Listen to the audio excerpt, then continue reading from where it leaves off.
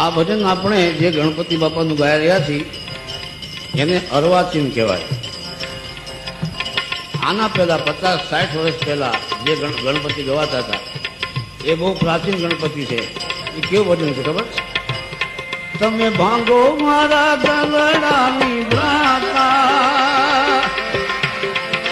ભાંગો ભાંગો મારા,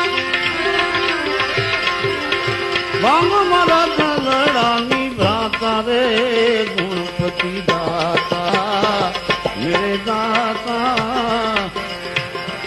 તમે ભાંગો મારા ગલડાની ભ્રાતા,